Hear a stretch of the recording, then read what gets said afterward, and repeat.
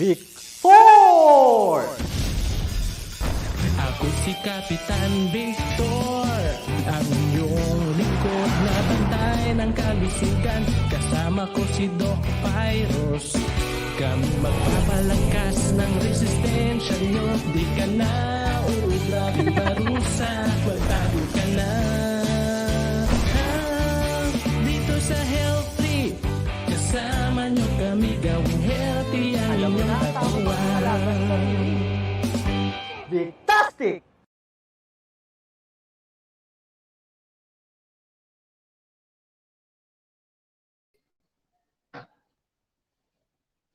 Good afternoon sa aming mga viewers, especially to our grade 6 learners, sa kanilang mga parents, and teachers as well. So, kung marami kayong natutunan last week, ngayong linggong ito, mas marami tayong matututunan in a mathematics subject. Kaya hindi ko na patatagalin. Please welcome ang ating ginoong tutor, Mr. Mark Anthony C. Hello, Sir Mark! Hi, Ma'am Joy. Ang gulo ng buhok ko. Ayan. So sa ating pong mga learners na nanonood po ngayon, sana ay ready na kayo dahil medyo mabigat yung lesson kasi ng week 2 ng grade 6. Ito ay tungkol sa ratio and proportion. Alright. At nakita ko nga po yung lesson na to, sabi ko, ay, ninaalala ako yung teacher ko nung grade 6, si Mrs. Fetan. Siya kasi yung math teacher ko sa Chiang Kai-shek at hindi ko nalimutan yung technique na tinuro niya sa akin kung paano ko ma-determine na ito ba ay kung anong klase ng proportion. Kaya simula sabi ko talaga ay effective. At hanggang sa pag nagsasubstitute ako before, pag nagtuturo sa Lasal Green Hills, pag nagsasubstitute sa teacher na absent, yun yung technique na tinuturo ko at napapapalakpak yung bata na, oo nga, no, pwede yun na. At yan, excited na sila, sir. So, take it away. Yes. Salamat po, Ma'am Joy. At sa ating pong mga learners na nanonood ngayon, ang ating pong ginagamit ay ang pivot. Ito po ay localized self-learning module ng Calabarzon. So, tayo po ngayon ay nasa week 2 na at ang ating paksa ay tungkol sa concept of ratio and proportion and the different types of proportion. So medyo madami-dami pero sisikapin ko po na maituro yung skill kung paano ko po ito natutunan at sana po ay ma-enjoy natin yung session. Sabi nga nila, di ba, yung math, madali actually ang math lalo kapag magaling yung nagtuturo. Hindi ko sinasabing magaling ako magturo pero kung naipasa yung proseso kung paano siya sinusolve ng simple at nakuha yung concept behind it, magiging madali ang pag-aaral ng math. At sa mga nanonood na magulang, I'm sure yung ituturo ko po na technique ay magiging confident kayong mag-guide sa inyong mga anak tungkol sa concept na ito. Kaya simulan na natin, dilipat po ako sa aking whiteboard kasi hindi ko siya kayang ituro na nagsasalita lang, kinakailangan nagko-compute po ako. Okay? So, ihanda ang inyong mga self-learning module, ang scratch paper, ang inyong mga ballpen o lapis at ang pambura dahil importante na habang tinuturo ko, sumasabay. Hindi ako magmamadali, unti-unti ko ituturo yung konseptong ito dahil foundation skills kasi ito. Kapag hindi ninyo na-master, magkakaroon kayo ng difficulty sa next level. Kasi ito po yung pagbabalanse kasi ng mga numbers. Okay? So, ready na tayo.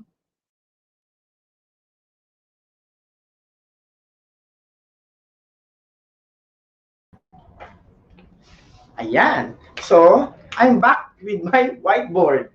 So, sa mga batang nanonood ngayon, tandaan na, ako ay nandirito hindi bilang teacher ninyo. Ako ay nandirito bilang tutor na mag-guide sa inyo para matutunan ninyo yung lesson. Okay? Ang ating paksa ay tungkol sa ratio and proportion. At sabi dito sa module ninyo, babasahin ko ha, proportion is a statement of equality between two ratios. There are two terms in proportion. The first term and the last term are called extremes, while the second and third term are called means. Para mas maintindihan, isusulat ko po yun. Tingnan nyo to Halimbawa, meron tayong A, B,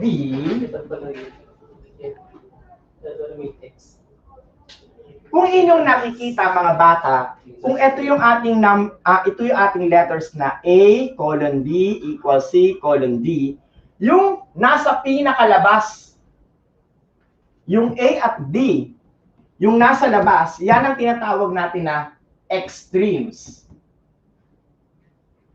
Nakuha?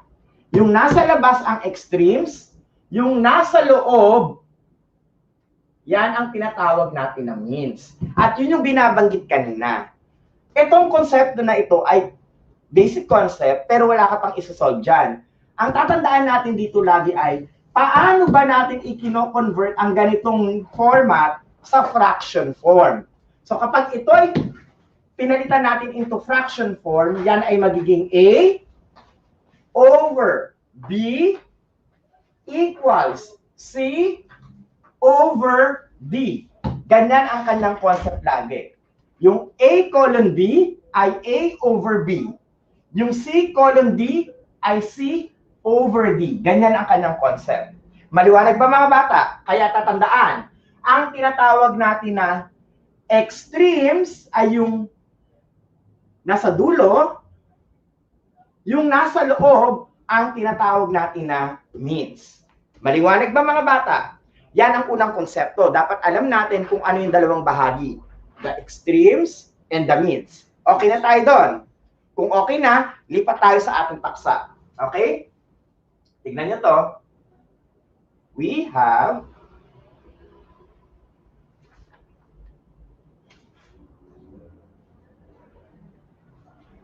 ang gagawin natin ngayon ay tuturuan ko kayo kung paano natin sasabihin na proportion ba yung isang numero o isang question.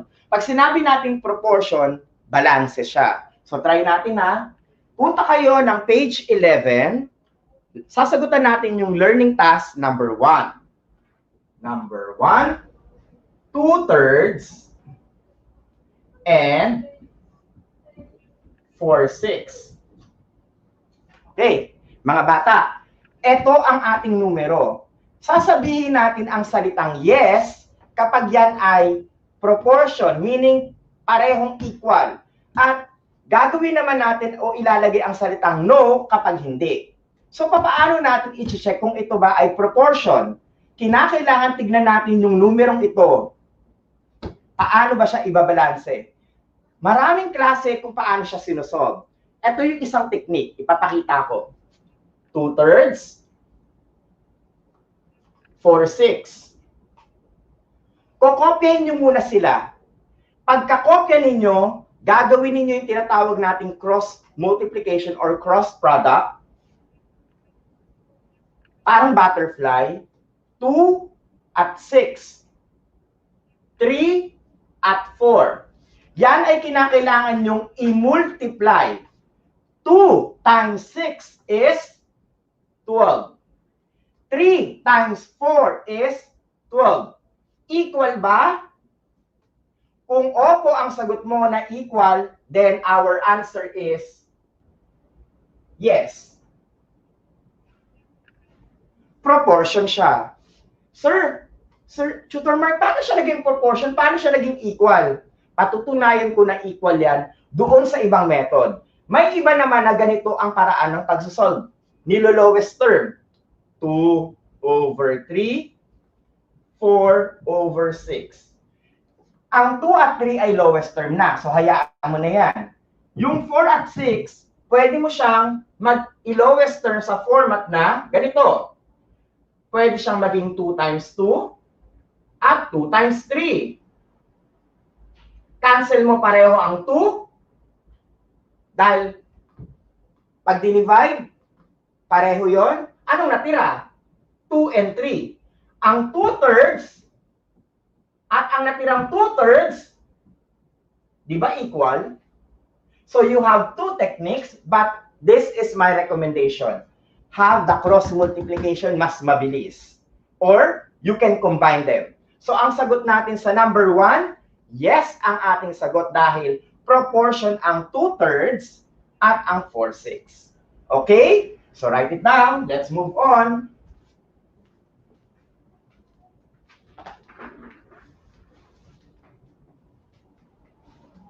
Lipat tayo sa number 2. Ito ba ay yes or no? Kung ito ba ay proportion. So our digit is 6/7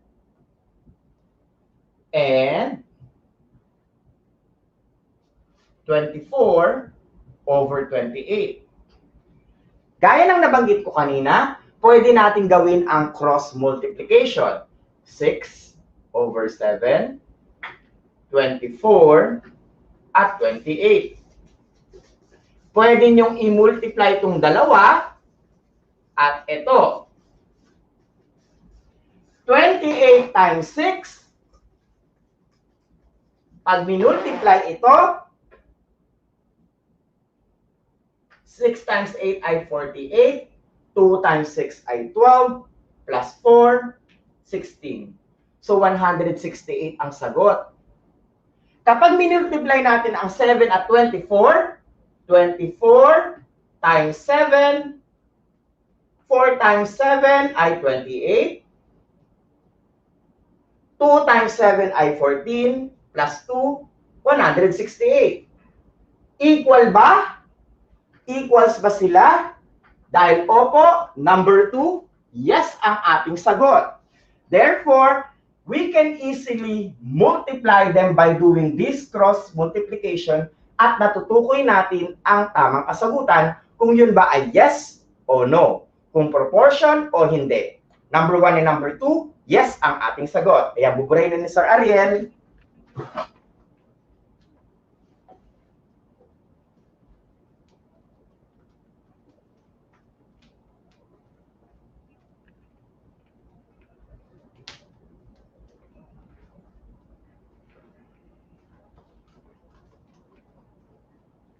Thank you, Sir Ariel. Now we move on to number 3.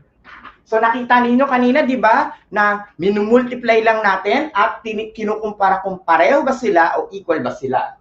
Now, di pa tayo sa susunod. Papiin mo na natin. Sir Tyron, medyo basa. Thanks.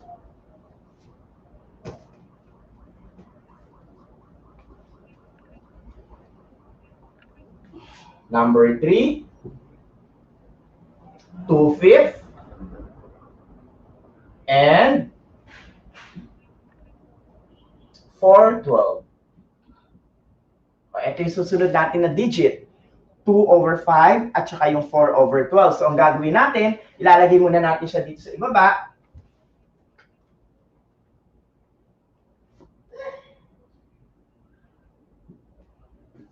At magko-cross multiply tayo.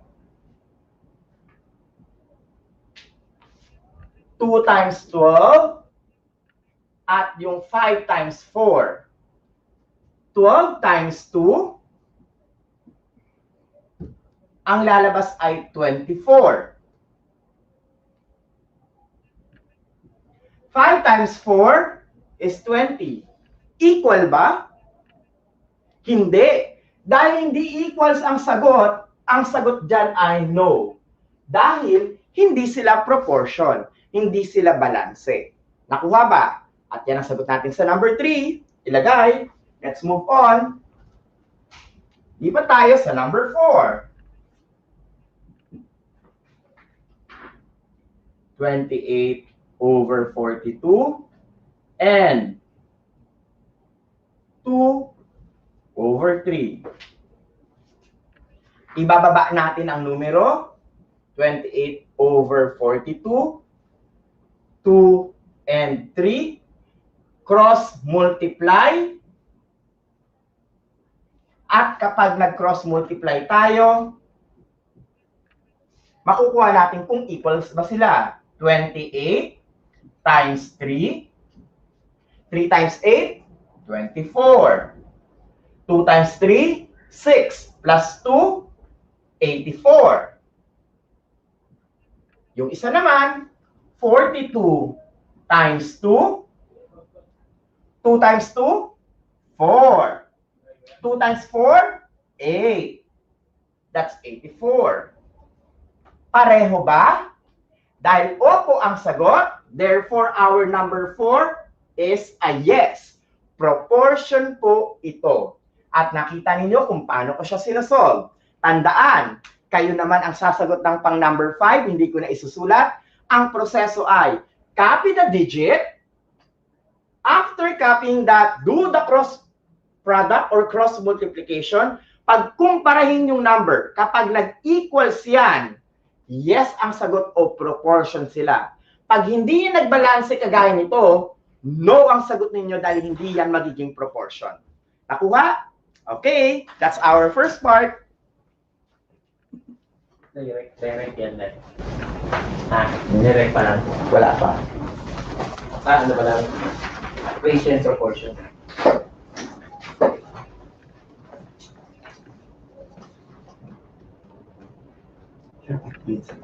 Thank you. Ayan, habang hinihintay natin si Sir Ariel na matapos ang pagbubura, tandaan natin na para matukoy natin na proportion yung number na ating hinahanap, make sure to do the cross multiplication na aking ipinakita kanina. So yung mga magulang na nanonood ngayon, ganon ang proseso. Copy the digit, yung dalawang digit. Pag ibinaba, lagyan nyo lang na parang bilog na ganon. Parang pakpak ng butterfly na nakaganon. And then you multiply it. Pag minultiply, i-compare ang sagot. Kapag nag-equal, proportion. Pag hindi nag-equal, it's not a proportion at all. Hindi sila okay. Nakuha? Ngayon, ang susundan natin ay ang tinatawag natin na solve for the value of n.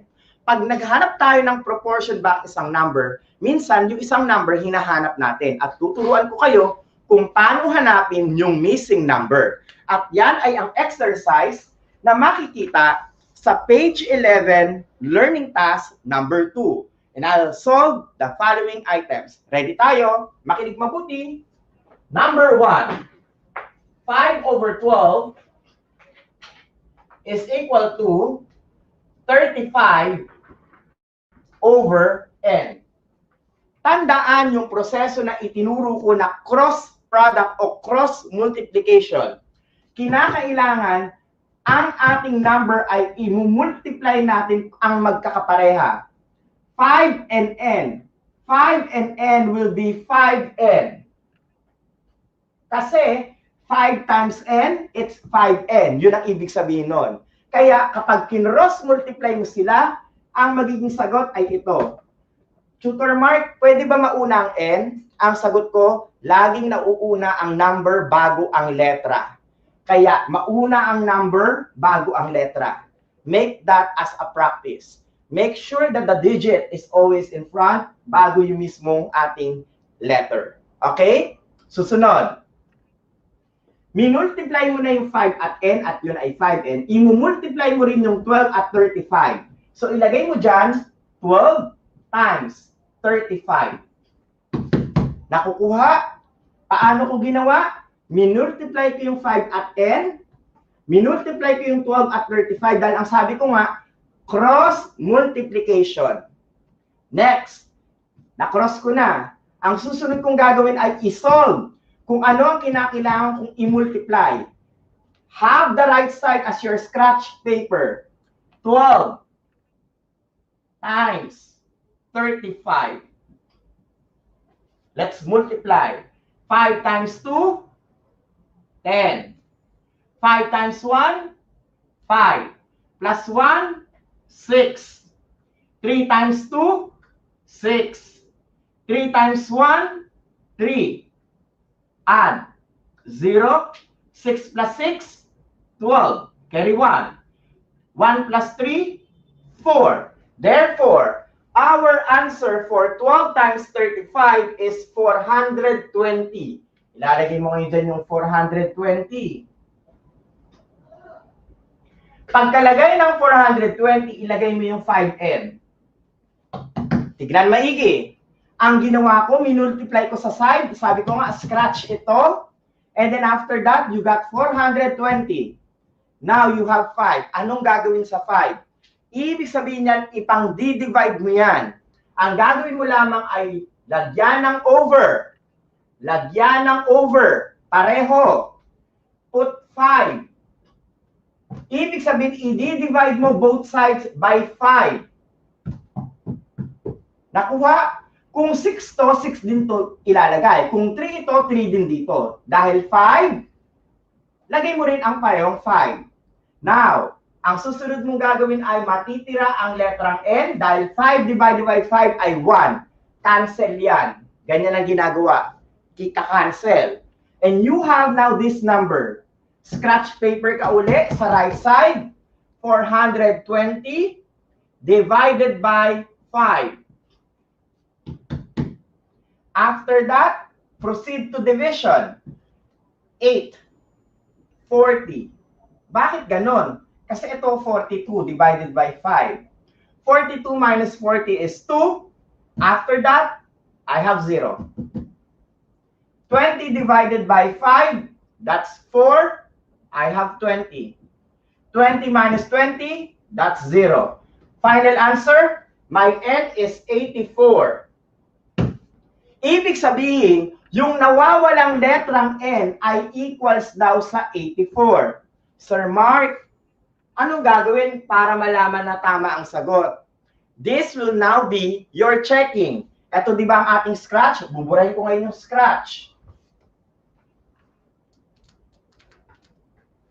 So when we solve, it's important for us to do also the checking to determine if our answer is correct. Sa madaling salita, pagkatapos nyong isolve, kinakailangan gawin mo yung checking para malaman natin kung tama ba yung iyong sagot. Pag hindi mo ginawa yun, wala tayong kasiguraduhan kung tama ang iyong kasagutan. So to do that, let's substitute the 84. Copy natin. 5 over 12. Yun yung number. Equals. Copy the digit. 35. Ano daw ang sagot? 84. Naalala nyo kanina yung ginawa natin na cross multiplication, yung parang butterfly? We will also repeat that. I-multiply ang 5 sa 84. 84 times 5. 4 times 5, 20. 8 times 5, 40. Plus 2, 42. 420.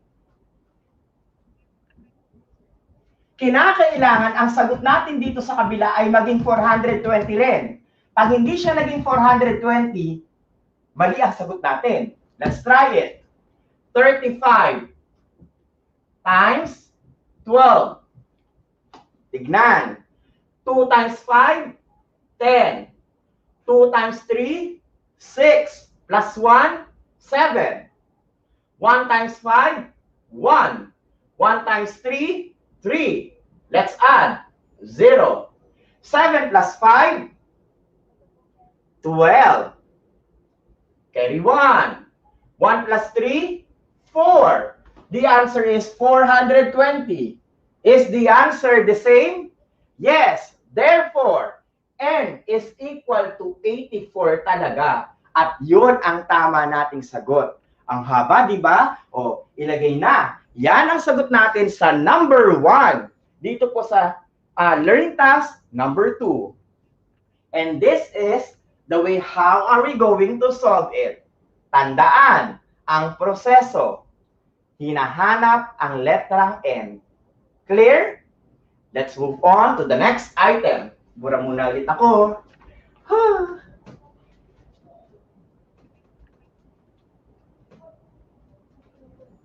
So remember kids, tatandaan natin lagi, hinahanap natin yung N, yun ang missing letter, missing number. Pag nahanap na natin ang missing number, kinakailangan gawin natin din ang checking.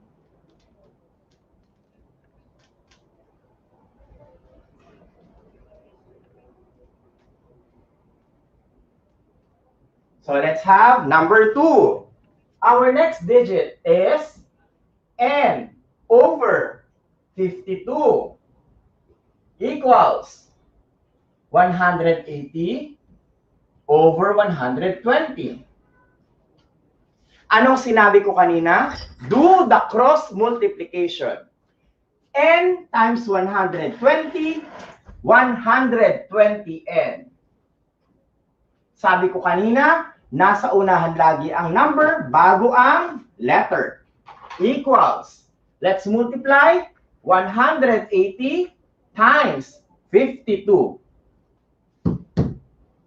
Kasi ito, after that, use your scratch paper sa gilid. Let's multiply 180 times 52. Solution is very important para hindi kayo malilito. Magsulat ng maayos. Dahil kapag nasanay kayo na burara ang inyong solution, madadala nyo yan hanggang high school. Kaya, maayos dapat ang format ng pagsusulat mga bata. Gayahin yung format ko. It will help you. Next, 2 times 0, 2. 2 times 8, 16. Carry 1. 2 times 1, 2. Plus 1, 3. Next, 5 times 0, 0. 5 times 8, 40. Carry 4. 5 times 1, 5. Plus 4, 9. If we add it, we'll get 9,360. Ilalagay natin yun dito ngayon. 9360. After that, we have 120n. Ilagay dito. Sinabi ko kanina na i-divide natin ang isang number doon sa kanyang value. Kinakailangan maging independent o mag-isa yung letter. So, i-divide natin both sides by 120 at matatanggal ito. Cross out na. Hinahanap na natin ang value ng n. Kaya, ang susunod natin gagawin ay i-divide. Let's use this side as our scratch paper. 9,360 divided by 120. If we are going to divide it 3 digits here, 3 digits here, ibig sabihin nun, ano kaya ang number na ma-divide ko para makuha ito? 936 divided by 120, we get 7. 7 times 0, 0. 7 times 2, 14. Carry 1. 7 times 1, 7. Plus 1, 8. 140. Let's subtract. 6 minus 0, 6. 3 minus 4, cannot be. Borrow. Magiging 13. Magiging 8. 13 minus 4 will get 9. After that, bring down 0. Susunod, 960 divided by 120. Think of a number. Ang susunod ay 8. 8 times 0, 0. 8 times 2, 16. Carry 1. 8 times 1, 8. Plus 1, 9. O, di nakuha natin ang sagot. 960 minus 960 is 0. Therefore, our final answer is 78. Ganon kung paano natin kukunin yung tamang sagot. Nakuha ba? So, our N is 78. Now, if we want to double check it, sabi nga natin, let's do the cross multiplication. So, paano natin gagawin? Let's do the substitution. 78 para sa N over 52 equals 180 over 120. May solution ka na kanina na nagpapakita na nagmumultiply ang 180 at 52. If you multiply 180 and 52, you'll get 9360. Ang laki ng digit. Now, meron ba tayong sinolve na 120 at 78? Ito yun, no? 120 times 78, babalik ka sa 9360. Therefore, you get the correct answer. Long process, but you will still get the correct answer. At ganun po yun. Ngayon, for sure may magtatanong, Sir Mark, meron bang shortcut? Meron. Dahil merong shortcut, ituturo ko. Pero, tandaan na, yung technique na ito ay kinakailangan na may mastery ka sa multiplication natin. Kasi kapag wala kang mastery, mahihirapan ka. Again, yung tinuro ko, that's the usual process. Yung aking ituturo ngayon, that's the special technique. Okay? Erase ko muna to. I'm going to use the same number. Di ba tagal natin bago siya na-solve?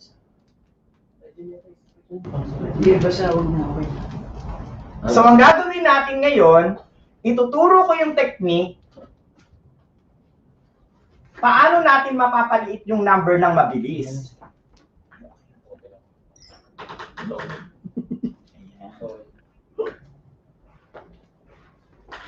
So, sa mga magulang na nanonood, pwede pong makinig ng mabuti para mag-guide yung mga bata at sa mga batang gustong matuto ng special technique kung paano ito ginagawa, pwede nyo itry. Pero sabi ko nga, ito yung original process or usual process. Ito ay other way how to solve it. So I'll be using the same number, n over 52 equals 180 over 120. The technique na sinasabi ko ay kinakailangan marunong kang mag-divide ng number at kung anong dinivide mo sa taas, siyang i-divide mo sa baba. Okay? Now, look at this. If I have 180 and 120, kung anong dinivide ko dito, ayun din ang i-divide ko. 180 and 120 are both divisible by 10. So, pag dinivide ko to sa 10, ang ibibigay niya sa akin ay, ito, 180 divided by 10, pag long cut, 18. So, matitira ay 18. Kung 18 to, 12 ito. So, nakuha ko na yung isang number. Lumiit na siya. So, instead of having only 180 and 120, naging 18 and 12. Dahil pareho silang nadi-divide sa 10. Susunod, both of them are divisible by 6. 18 divided by 6 is 3. 12 divided by 6 is 2. Now, my digit is small. I have now n 52 equals 3 over 2. I'll do the cross multiplication. 2n equals 52 times 3. Kapag minultiply ko ang 52 and 3, I'll get 156. Pag dinivide ko ang 156 sa 2n, ito, ipapakita ko, 156 na siya, di ba? I-divide ko, 156 divided by 2, 7. 14. 16. At ang naging sagot ay 78. Ang tagal ko bang nag-solve? Hindi. So this is one way or one technique na kapag na-master ng mga bata, yung pagka-cancel out, kasi sabi ko nga, master dapat ang multiplication table. Kapag nagawa niyo yun, ang bilis mag-solve. Just to give you an idea, when I was in grade 6, if I solve an item, I can easily solve it in 5 seconds. Ganun kabilis. Kaya, practice makes perfect. Ang technique, maraming paraan para mag-solve, pero itong proseso na ipinakita ko, this is the way how Chinese students are computing. So, yung cancel-cancel. At doon kami medyo nasanay, pero ito yung long process. Sabi ko nga, parehong proseso ay tama. Parehong mag-a-arrive yan sa correct answer. Kinakailangan lang ay mastery kung paano yan sinasolve. So, you now have an idea for the long method and the shortcut. Okay? So, with that, kayo ang kinakailangan sumagot ng number 3, number 4, at number 5. So, gamitin guide yung aking ipinakita. Ito lang po ay ang simpleng paraan on how we're going to solve it. Okay? So, buburahin na po ni Sir Ariel. Ayan. So, ngayon, dadako tayo sa difficult part. Ayun na. Paano natin malalaman ang pagkakaiba ng direct proportion, indirect proportion, at ang partitive proportion na nosebleed sa mga bata. Kaya Mga learners, kinig lang mabuti. Huwag kayong mag-alala, i-guide ko kayo. At habang gina-guide ko kayo, dapat nakikinig lang mabuti para yung logical explanation ay makukuha po ninyo. Okay? Ay, pati. Thank you. So again, ang ating pong i-discuss ay tatlo. The direct proportion, the indirect proportion, and the partitive proportion. So napakita ko na kung paano natin sinosolve yung value ng n. Ngayon naman, lilipat tayo sa next stage. So sa mga magulang na nanonood, pwede po ninyong i-pause, tapos balikan ulit. O yung mga batang nanonood, pwede mong i-pause, tapos balikan, at ipinakita ko yung special technique o yung long method kung paano siya ginagawa.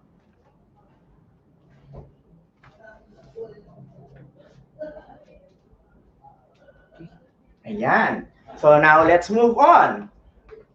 We move to page 12. We will answer learning task number 3 and I'll guide you. Okay? Number 1. Ang sabi rito ay, a car is able to travel 210 kilometers in 3 hours.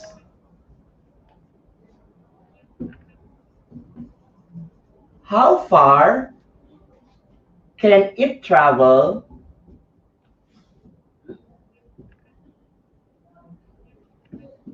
in 5 hours? Huwag kayong matatakot pag nakakita kayo ng problem solving. Ibig sabihin ng problem solving, pinapatalino ka lang yan. Kinakailangan magaling kang mag-analyze ng problem para kahit anumang problema ang dumating, alam mo kung paano siya sosolusyonan. So, let's analyze. A car is able to travel 210 kilometers in 3 hours. Doon muna tayo sa unang bahaging yon. Sa 210 kilometers daw,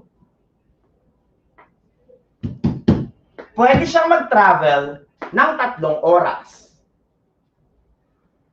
Ganon ang pag-a-analyze ng problem. Sa 210 kilometers, ay kaya na mapatakbo yun sa loob lang ng 3 oras. Nakuha. Susunod. How far can it travel in 5 hours? Gaano daw kalayo kung siya ay babiyahe ng 5 oras? Nakita ninyo mga bata kung paano ko siya binuo? Sinimulan ko sa unang bahagi na a car is able to travel 210 kilometers in 3 hours. Ito yon. Balanse. 210 kilometers sa 3 oras. Yung susunod naman, how far? Malay ko ba? How far daw eh? How far can it travel sa loob ng 5 oras? Now, let's analyze this. Meron tayong 3 klase ng proportion. Direct, indirect, and partitive. Kapag sinabi nating direct, lagi yang balanse. Ibig sabihin, kung up yan, up din yan sa kabila. Kung down yan, down din yan sa kabila. Maliwanag ba? Ibig sabihin, lagi yang nagsasabay. Ang partitive, ang direct, kinakailangan ay kung aakyat, aakyat. Ganon ang concept niya. Kung bababa, bababa. Yung indirect, kapag umakyat, yung isa bababa. Ganon ang concept ng indirect. Mga bata, tatandaan ha? Mamaya na yung partitive. Etong dalawa ang nakakalito. Paano natin malalaman na direct proportion yung isang tanong o indirect? Ito ang clue. Kung parehong umangat o parehong bumaba, direct. Kapag indirect, isa lang ang paangat, isang pababa. Let's analyze this activity. Sa 3 oras, tumatakbo siya ng 210 kilometers. Sa tingin ninyo, kapag tumakbo siya ng 5 oras ngayon, mas malayo ba mararating niya? Uulitin ko, sa 3 oras na tinakbo niya ay 210 kilometers, pag tumakbo siya ng 5 oras sa tuloy-tuloy, mas malayo ba mararating niya? The answer is yes. Kung tatakbo siya ng 5 oras, mas mataas ang kanyang kilometrong maitatakbo, mas malayo. Parehong pataas, therefore, number 1 is direct proportion. Clear? Now, if we're going to solve it, ganito ang kalalabasan niya. 210 over the missing number is actually our n equals 3 over 5. Sir Mark, saan ang galing yung 210? Ito yun, oh. Ito. Yung question mark, yun ang n. Yung 3 ay ito. Yung 5 ay ito. Tapat-tapat lang. Nakuha? Parang ganyan lang yan, oh. Oh. Nakuha na.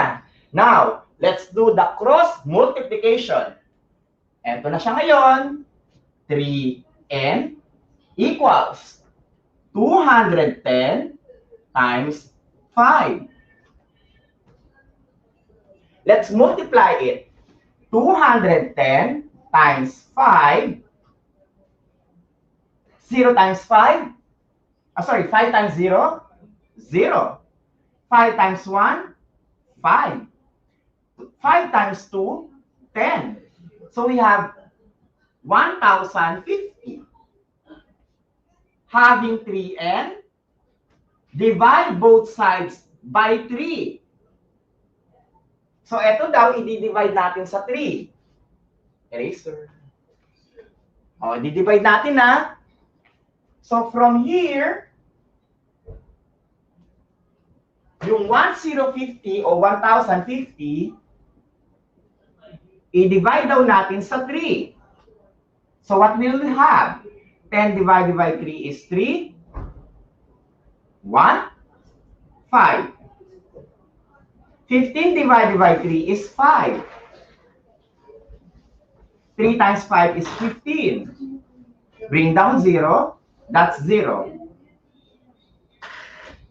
Our final answer, our n, is equals to 350 kilometers. Sa madaling salita, kung tatakbo siya ng 3 oras, ang mararating niya 210. Pero kapag itinaas niya ang kanyang dami ng takbo sa loob ng 5 oras, tataas din ang layo ng kanyang kilometro.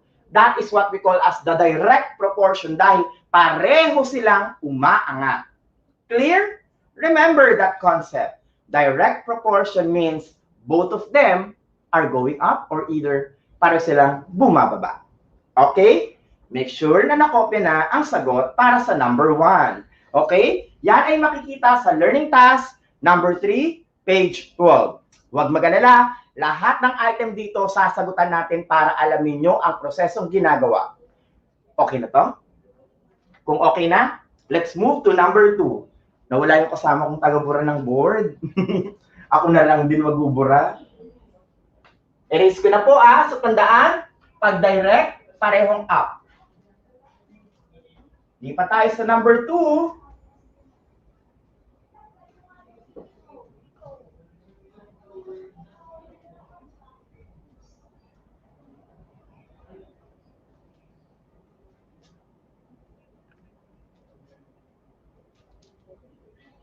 Kasi yung pambura.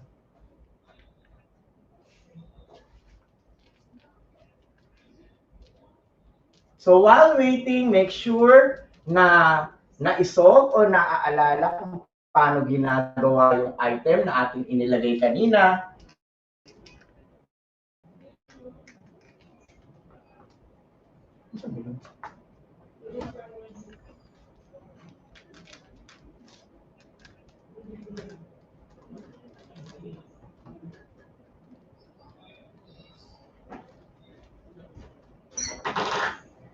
Ang hirap mag-erase eh. Pa-erase. Ayan. Thank you. Okay. Ngayon, lilipat tayo sa next item natin So, tapos na tayo sa number 1. And now, we move to number 2. Nakita nyo kanina na kapag direct proportion ay pag going up, talagang going up or going down, going down. Okay? Hindi ko nga makita yung spray. Sige po. Okay na. So we go to number 2. In number 2, it says, 5 people can finish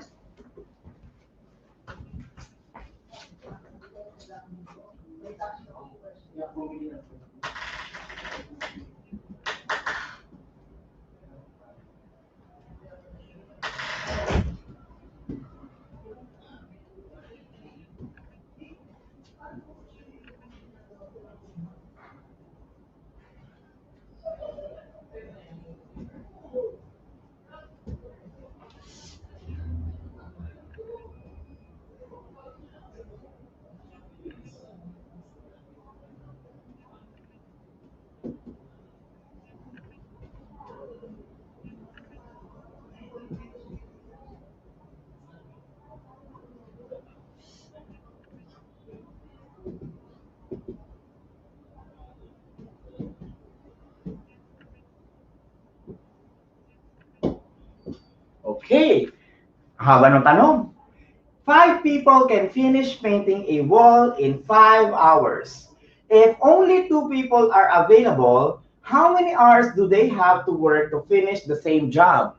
Kung ating titignan ang klase ng tanong na to, ano kaya siyang klase? Direct o indirect? Ang sagot dito ay, i-imagine dapat natin.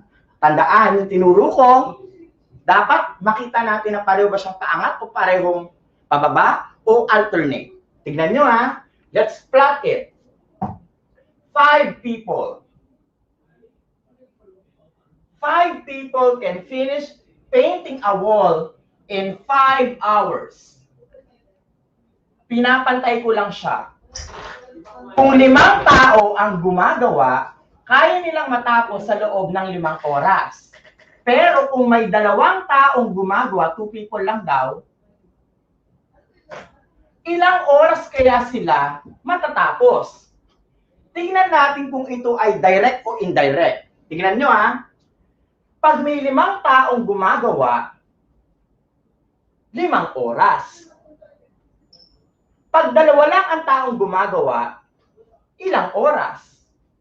Kung mapapansin nyo rito, bumaba ang ating tao. From 5, naging 2. Diba? Kung 5 ang tao, nabawasan, naging 2, pababa ang kanyang galaw. Tama. Yung susunod, 5 oras. I-imagine nyo nga, yung 5 tao, kaya nilang tapusin ng 5 oras. Natural, kung 2 lang ang tao natin, ilang oras yan? Mas marami, kaya pabaliktad. Nakuha niyo yung concept? Ganon ang pagtingin para matukoy kung ang isang question ay direct proportion o indirect proportion. Pag nakita ninyo na yung kanyang concept ay naghihiwalay, 5 tao papuntang 2, pababa, at gamitin ang logic, kung 5 tao yun, kaya nilang tapusin sa 5 oras, aba, yung 2 tao, for sure, kailangan niya ng mas mahabang oras, kaya ang galaw mo pataas. Therefore, number 2 is indirect proportion. If we are talking about indirect proportion, one item should be inverted. Should be inverted. How to do that? Look at me. First, copy 5/2. 4/5, 2.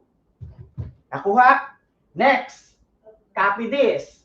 5/n. Sir Mark, saan mo nagaling yung n? Ito pong question mark. Ito ang ginagamit kung direct proportion.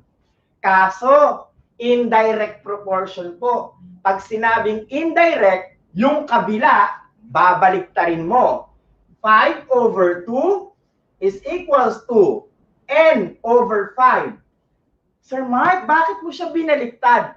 Kasi nga, indirect proportion nga siya. Pag indirect proportion at nakuha mo yung unang set na ginawa mo, babaliktarin mo yung pangalawa. And then you solve it. Clear? So to do that, Cross multiply natin. 2n is equal to 5 times 5. After that, 2n. 5 times 5 is equals to 25. Divide both sides by 2. So magdi-divide daw tayo.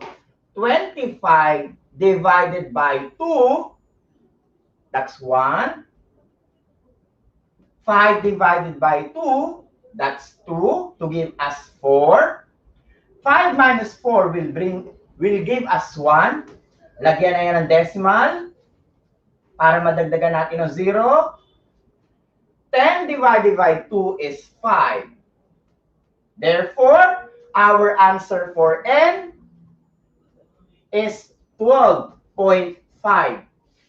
Madaling salita, kapag dalawa lang ang tao, 12 oras mahigit ang kanyang gugugulin para matapos ang trabaho. And that is our answer for number 2. Sir Mark, pwedeng paulit? Tandaan, kapag na-flat natin ang ating konsepto at natukoy natin siya ay indirect proportion. Yung concept na direct, babaliktarin mo para maging indirect. Yon ang prosesong ginagawa. Kaya, hindi tayo basta-basta nagsosolve ng pagkabasa ng question, lahat direct ang nasa utak natin. Hindi ganon. Analyze it. After analyzing it, teka, bumaba tumaas magkaibang konsepto. Indirect. So after converting the number, you need to revert or shift the second one para ma-solve natin at maging indirect proportion. Teachers, that's the technique there. Hindi basta-basta nagbibigay ng item na lahat tayo direct proportion. Hindi ganon. Kinakailangan i-analyze. May pababa, may paangat. Hindi siya nagtugma. Therefore, ang ibababa natin na number ay isi-shift natin to get the correct answer. And that is indirect proportion. Mga bata, nakuha ba? Tandaan, pwede niyong ulitin ang episode na ating tutorial na ito para matukoy at makuha kung paano natin siya ginagawa. Remember, direct, pareho ang movement. Indirect, hindi pareho. Now, we move on to number 3. Sir Sherwin, pa-erase. Thank you. So sa mga magulang na nanonood, nakita niyo yung proseso na ginawa ko. Ganun po yung i-guide natin sa mga bata para matukoy nila kung yun ba ay direct proportion o indirect. Madali kasi kapag direct dahil hindi mo na kailangan baliktarin yung kabilang concept. Pero pag indirect, kailangan mo siyang i-revert. Okay? Yan. So, pwede niyo pong gamitin yung concept na sinulat ko. Indirect, pwedeng parehong taas o parehong pababa. Pero pag indirect, hindi siya talaga nagpapareho. Okay? Let's move on to number 3.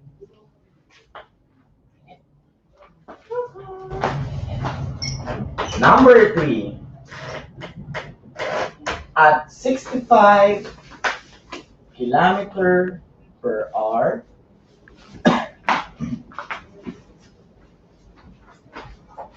Alfred can reach home in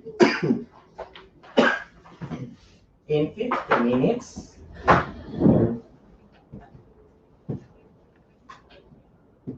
At what speed should he drive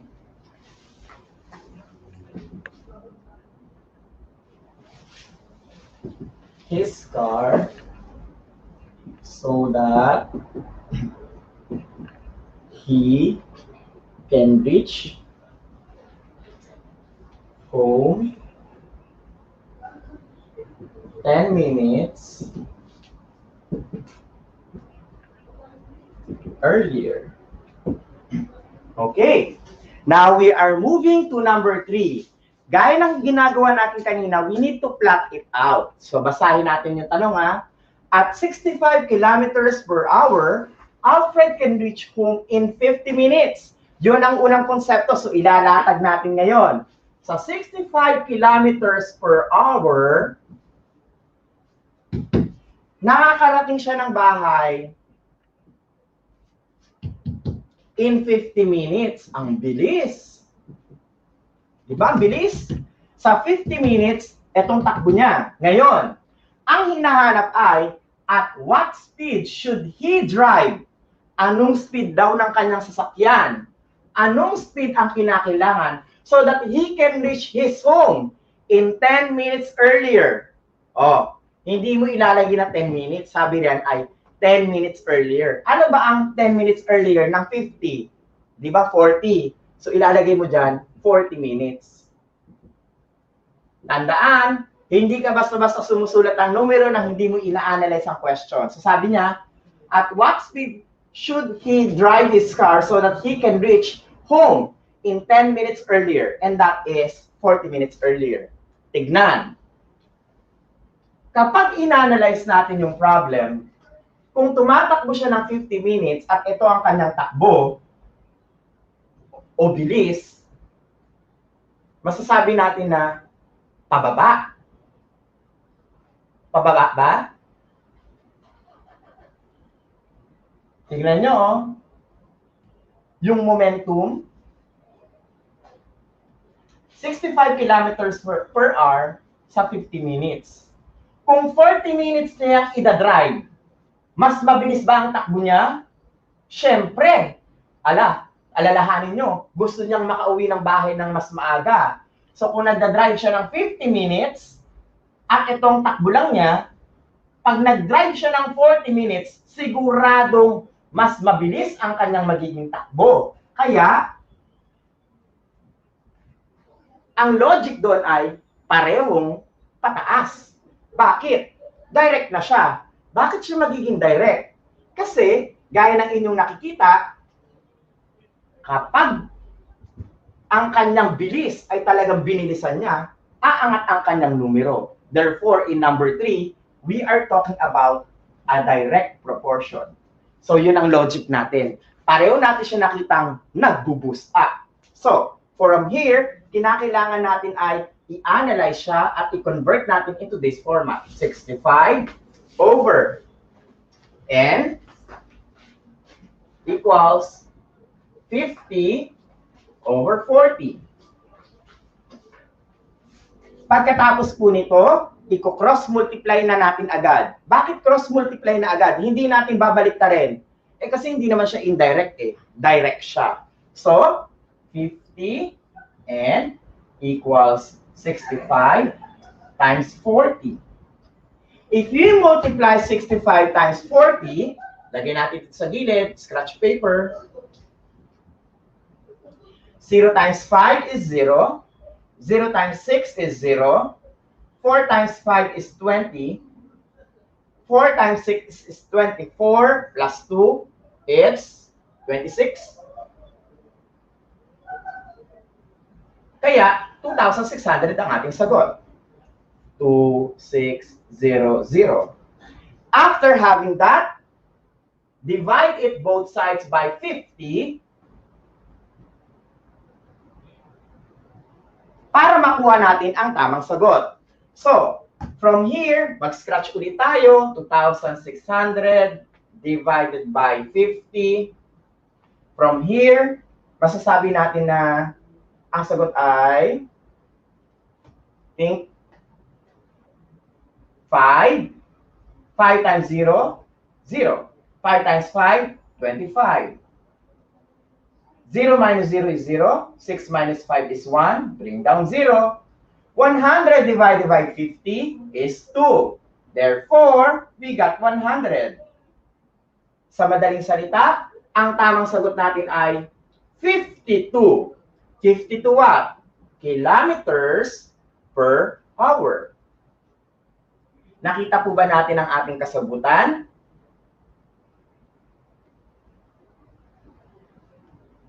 Ibig sabihin nun, dun sa ating ipinakita na kilos, naaapektuhan ang kanyang bilis mismo. At yan ay nagiging isang direct proportion. So, ito pong proseso na ito, tandaan, kinakailangan ay na-analyze natin yung proseso niya. Kung siya ba ay, gaya ng inyo nakita, 52 to. Kung 52 to, umangat siya, 52 to 65. 40 to 50, paangat. Parehong paangat, direct proportion. Okay? And that is our answer for number 3. We move on to number 4. Ayan. So sana ay nasundan ha. Yan po yung ating correct answer. So 52 kilometers per hour and it's direct. Thank you, Sir Sherwin.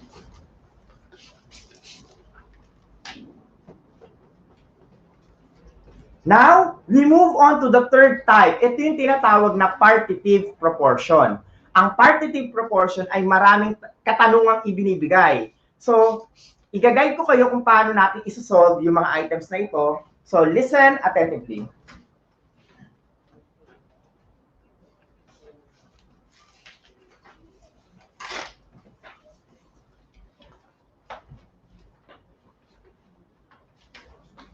Okay, number 4 na tayo.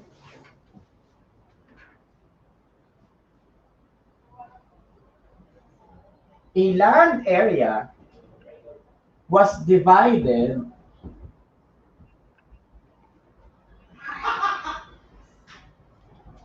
among the 3 heirs.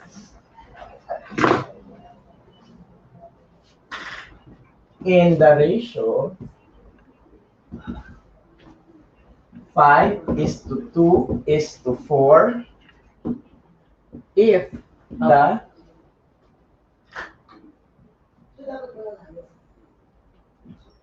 the largest share was 20 hectares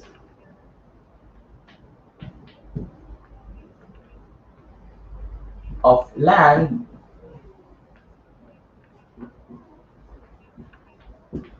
what is the total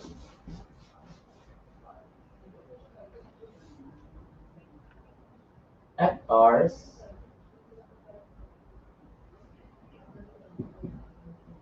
of the land? Medyo mahaba yung question natin. My question po, dapat tumaas daw ang value. Pwede kasing pagtaas ng value ay okay, pwede rin kasing sabay ang value niyang pababa. Ha? Yung number 3. Ha? Yung number 3 ganito. Tumaas ba yung value? Oo, tumaas nga yung value, kaya pa-up yung ano ko, yung arrow. So yung sa number 3, kung mapapansin nyo, paano ko ginawa yung movement? Pataas siya, di ba? So pareho siyang up. Ayun. So, lipat tayo. May question po ba? Pag may question po, type nyo lang po and then babalikan po natin and I'll give further explanation to it. So dito tayo ngayon sa number 4. A land area was divided among the 3 heirs in the ratio of 5:2:4. If the largest share was 20 hectares of land, what is the total hectares of land? So ideally, kapag sinusolve po ito po yung magiging concept natin para maging partitive. Partitive po kapag marami po siyang yung dot-dot, yung ratio niya ay napakarami. Kasi ito po yung usual lang na ratio. Yung ganito lang. Pero kapag nadagdagan siya na ganito, yan yung clue natin para maging isa na siyang partitive.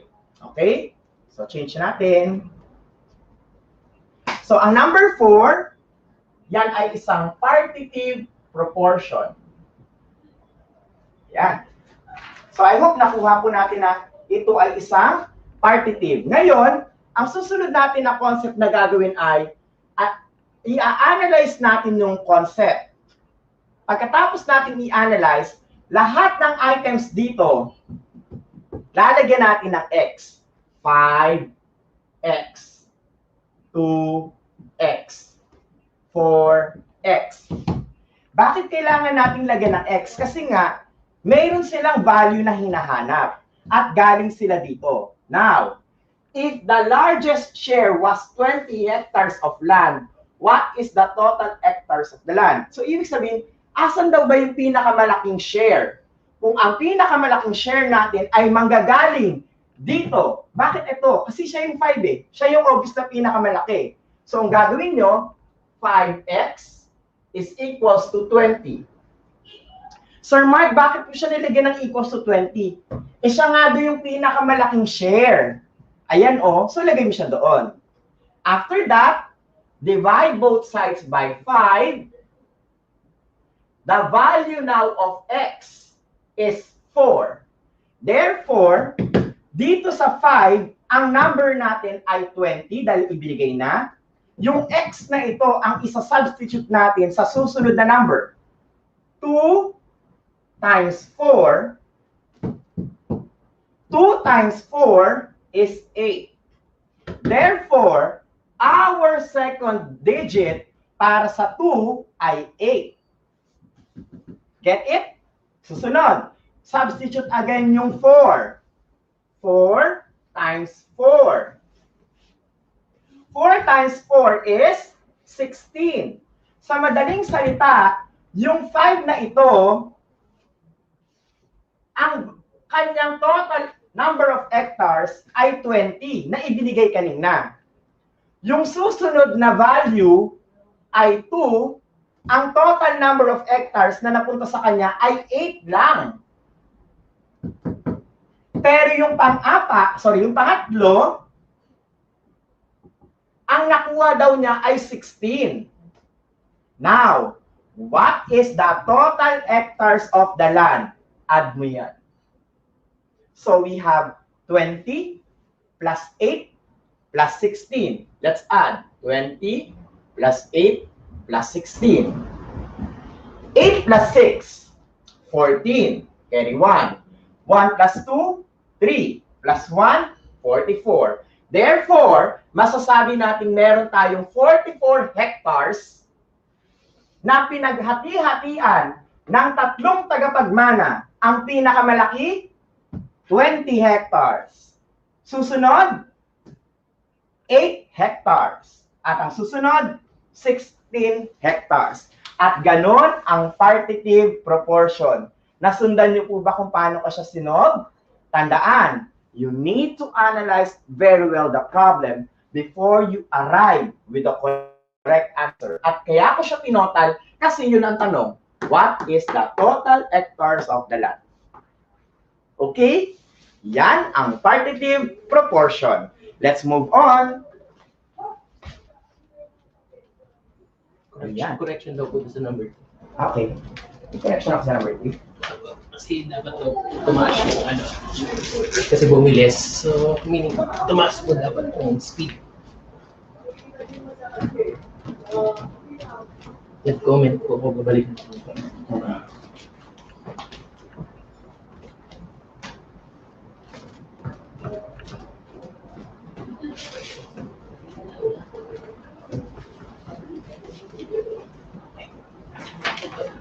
Lipat tayo sa number 5. Ay, nasa pa.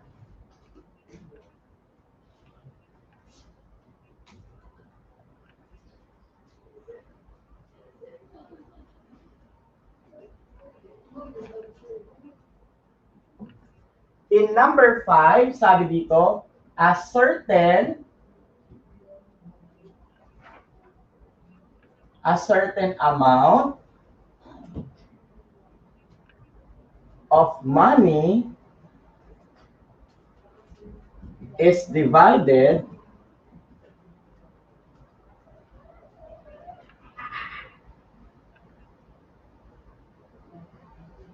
among Rio, Kim,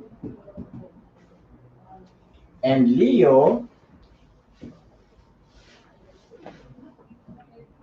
in the ratio 5:7:3. If Leo gets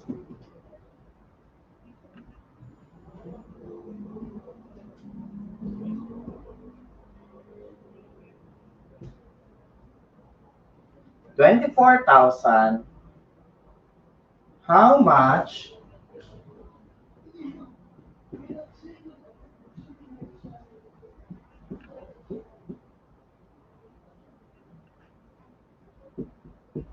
Yan. So yung susunod natin ay, kung titignan natin, gaya ng nabanggit ko kanina, kapag yung ratio natin ay laging dumadami, so automatic, maiisip kagad natin na partitive siya. So yung number 5 natin ay partitive. Now, let's analyze the question. It says here, a certain amount of money is divided among Rio. So si Rio yung para sa 5, Kim, siya yung para sa 7, and Leo, siya yung para sa 3, in the ratio 5:7:3. If Leo gets 24,000 pesos, how much is the total amount? So, i-analyze natin, ano ba ang nakuha ni Rio at saka ni Kim? So, bubuuin natin siya kagaya ng ginawa natin kanina sa ating solution. Okay. So, lagay natin ngayon yung kay Leo. Uumpisahan natin sa paglalagay ng 5 para dito. Put the X. 7. Put the X. 3. Then put the X. Kagaya ng ginawa natin kanina. Bakit natin nilalagyan ng X? Kasi yun yung value na hinahanap natin. Pero, binanggit dito si Leo. If Leo gets 24,000 pesos, therefore, siya yung nakakuha ng 24,000 at siya yung nasa dulo. Siya yung 3. Kasi ito, Rio, Kim, Leo. So, ito si Rio, ito si Kim, at ito si Leo. So, ganun yung positioning niya. Now, idinudugtong kay Leo yung 24,000. Kaya ilalagay natin dito yun. So, 3x is equals to 24,000. Bakit natin idinudugtong yung 24,000? Kasi sabi nga, siya daw yung nakakuha ng 24,000. Therefore, i-divide natin yan both sides by 3. Para makuha natin yung value ng x na magagamit natin sa unang dalawa. Now, 24,000 divided by 3, ang makukuha nating sagot ay 8. And then the rest na 0, yun ay 8,000. Kaya ang value ng x natin ay 8,000. Ang aalamin natin, magkano kaya ang nakuha na ratio mismo ni Rio at saka ni Kim from the 8,000. So, babalikan natin doon. 5. Anong value ng x? 8,000. So, para mong sinasabing i-multiply mo yung 5 sa 8,000. Therefore, kapag minultiply natin ang 8 sa 5,000, eto siya.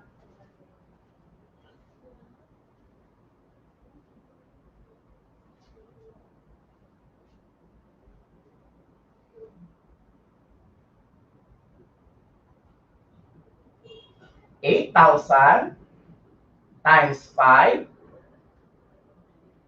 5 times 0, 0.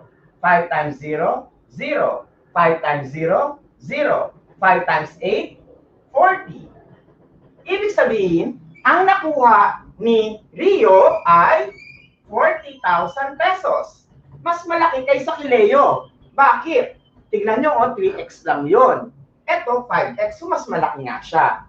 Now we move forward. Magkano ang nakuha ni Kim? So put 7. I-substitute natin yung value ng x, which is 8,000.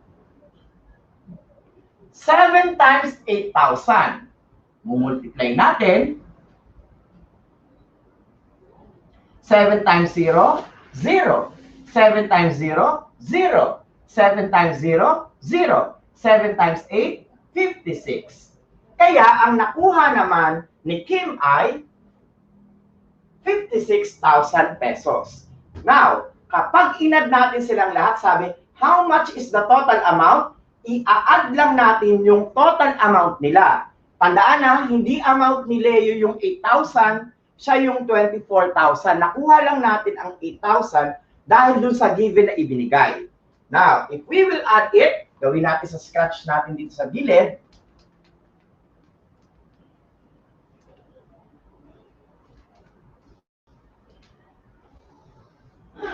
40,000. Dagdagan natin ng 56,000. Dagdagan natin ng 24,000. Kapag inad natin siya, 0 plus 0 plus 0 is 0. 0 plus 0 plus 0 is 0. 0 plus 0 plus 0 is still 0. Lagyan ng kama. 0 plus 6, 6. Plus 4, 10. Carry 1. 1 plus 4, 5. Plus 5, 10. Plus 2, 12. At ang magiging total natin, 120,000 pesos. So, ganun po yung magiging amount ng money na i-divide sa kanilang lahat ayon sa kanilang proportion na 5:7:3. So, ganun po natin siya ilalagay dito po sa inyong item number 5. Ayan. So, all in all, kapag sinabi natin direct proportion, pareho ang kanyang movement.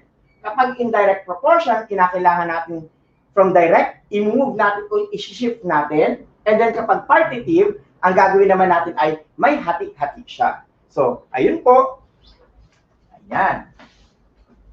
So, remember, yung po yung ating skill sa grade 6, yung concept ng ratio and proportion and the different types of proportion.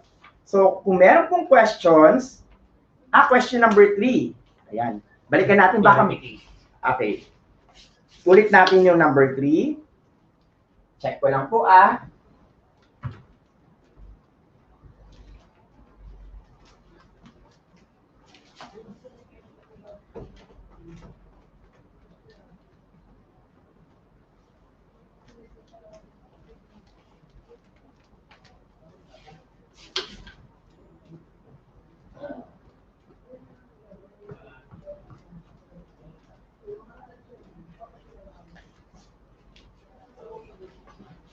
Okay. Ulitin natin yung number 3. Sige, sulat ko po. At 65 kilometers per hour,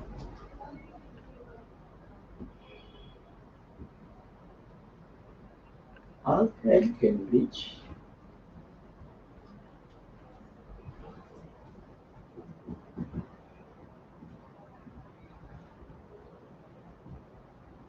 in 50 minutes.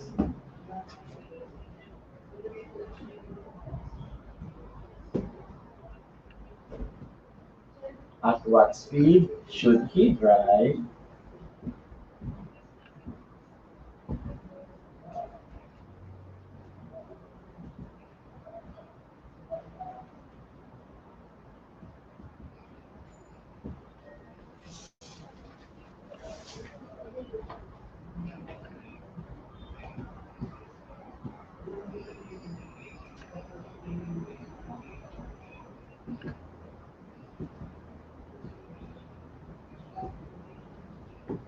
Ayan. So, balikan natin sabi dito, at 65 kilometers per hour, Alfred can reach home in 50 minutes. At what speed should he drive his car so that he can reach home 10 minutes earlier? Okay, balikan natin to Kung ating titignan, meron tayong 65 kilometers per hour na kanyang pagdadrive. Siya daw ay tumatakbo nito ng 50 minutes.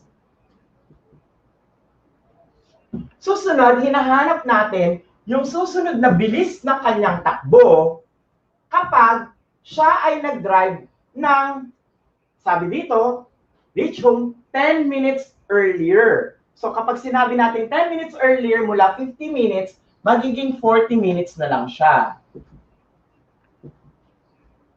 Okay, ngayon, lahat tayo, i-imagine natin yung sarili natin na nagda-drive tayo. Okay? Nagda-drive tayo. Kapag tayo ay nagmamaneho, meron tayong tinatawag na peak hour. Ang utak natin lagi kapag tinitignan natin to, traffic. Okay? Pag traffic. Okay. Bakit ko nabanggit yon? Pag traffic, hindi ka makakalusot sa mga shortcuts. Ibig sabihin, yung logic na pwede natin ipasok doon, traffic, hindi ako makakapasok sa shortcut, mas mahaba-haba ang aking dadaanan. Kaya, dahil hindi ako umaalis ng maaga sa opisina, matagal ang aking biyahe, mahaba ang aking tatakbuhin. Yun ang konsepto nun. Pero kung maaga akong aalis ng opisina, posibleng wala akong maabutan na traffic at pwedeng mapaiksi ang aking takbo.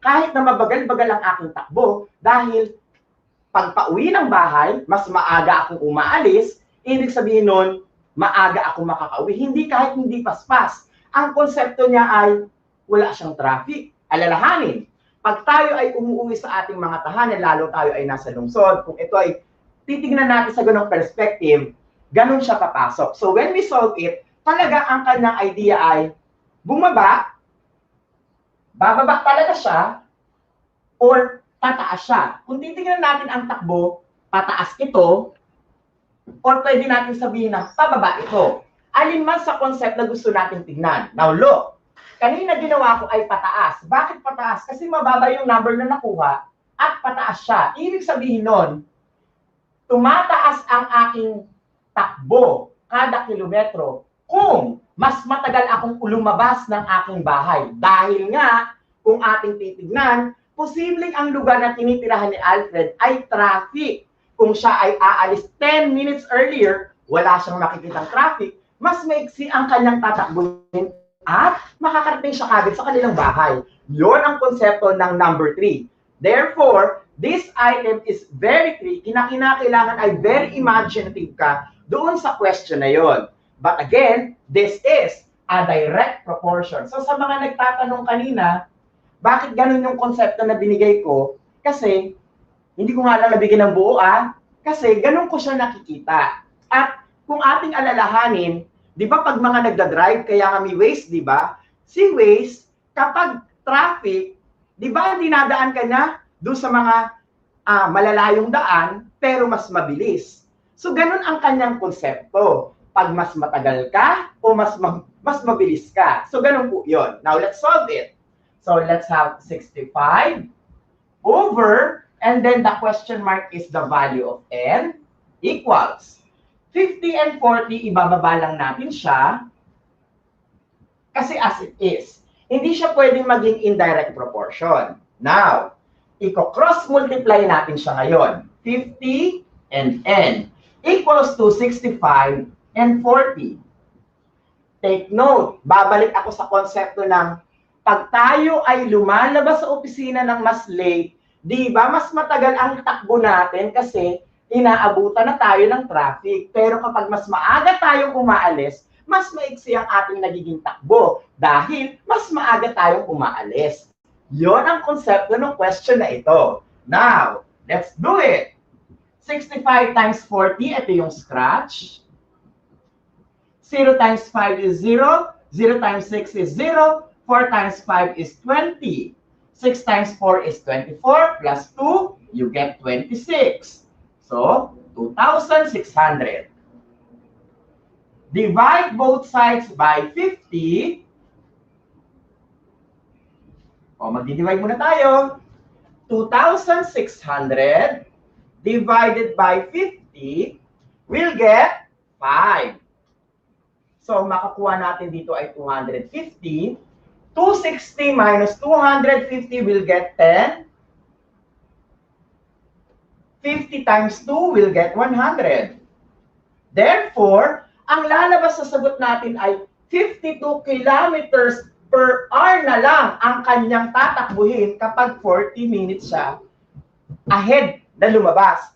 Bakit nga ganun? Bakit parang, Sir Mark, ba't ganun? Ba't parang mas bumaba siya? Gaya nga ng sabi ko, kapag mas maaga siya lumabas sa kanyang opisina, mas mabilis siyang makakauwi. Kasi wala pa traffic. Pero, kung ito yung ating makikita, bakit parang ganun?